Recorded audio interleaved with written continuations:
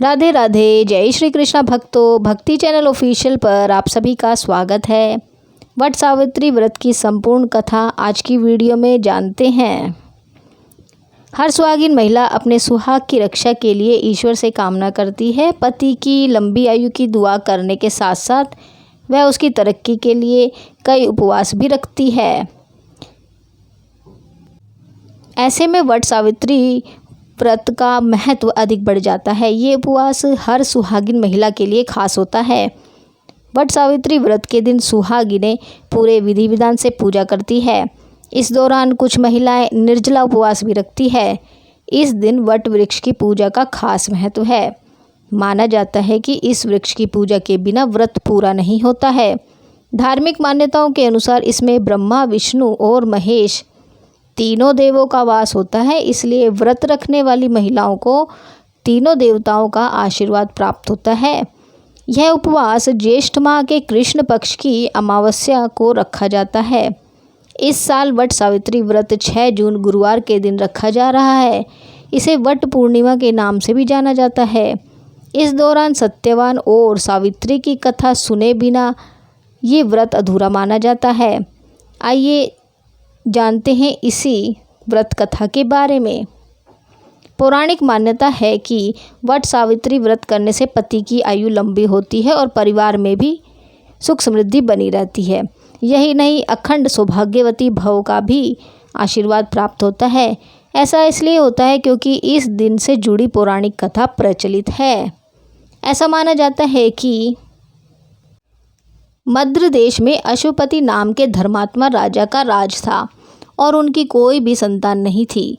राजा ने संतान प्राप्ति के लिए यज्ञ करवाया, जिसके शुभ परिणाम के बाद उनके घर एक कन्या का जन्म हुआ।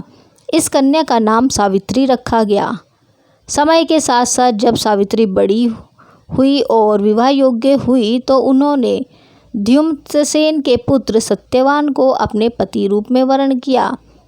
बता दें कि सत्यवान के पिता भी राजा ही थे, लेकिन उनका राजपाट छिन गया था, जिसके चलते वह दरिद्रता में जीवन व्यतीत कर रहे थे।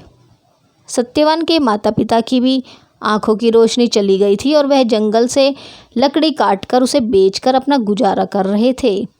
वहीं जब सावित्री और सत्यवान के विवाह की बात चली, तब नारद मुनि ने सावित्री के पिता राजा अश्वपति को बताया कि सत्यवान अल्पायु है और विवाह के 1 वर्ष पश्चात ही उसकी मृत्यु हो जाएगी। नारद मुनि की बात सुनकर सावित्री के पिता ने उन्हें समझाने का बहुत प्रयास किया, लेकिन वह नहीं मानी। अंत में सावित्री का सत्यवान से विवाह हो गया। शादी के बाद सावित्री अपने सास ससुर और पति की सेवा में लग गई। फिर एक दिन वो दिन भी आ गया जिसका जिक्र नारद मुनि ने किया था, सत्यवान की मृत्यु।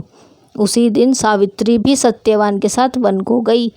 वन में सत्यवान लकड़ी काटने के लिए जैसे ही पेड़ पर चढ़ने लगा कि उसके सिर में असहनीय पीड़ा होने लगी और वह सावित्री की गोद में सिर रखकर लेट गया। कुछ ही समय में उसके समक्ष अनेक दूतों के साथ स्वयं यमराज आ खड़े हुए।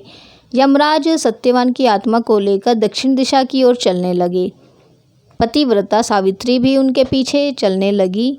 आगे जाकर यमराज ने सावित्री से कहा, हे पतिव्रता नारी, जहाँ तक मनुष्य साथ दे सकता है तुमने अपने पति का साथ दे दिया, अब तुम लौट जाओ। इस पर सावित्री ने कहा, जहाँ तक मेरे पति जाएंगे वहाँ तक मुझे जाना चाहिए, यही सनातन सत्य है।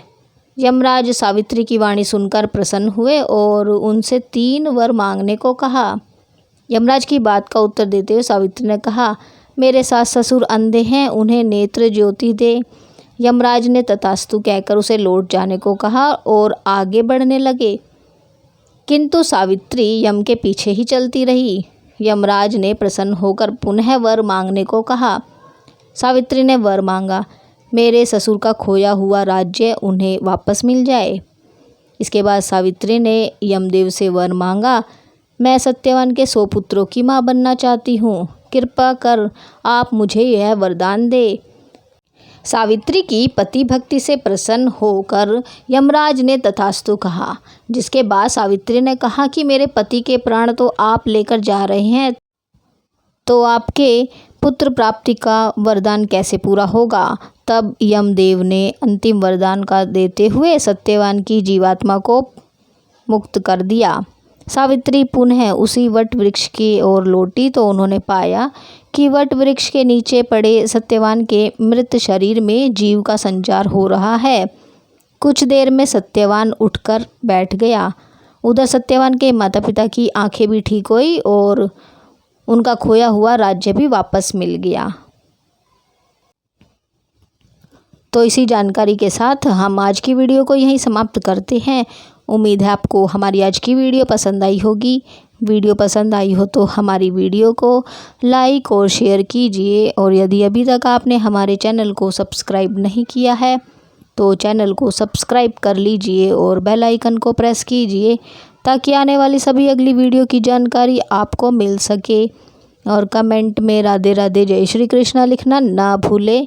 Thank you for watching. Radhe Radhe जय श्री कृष्णा।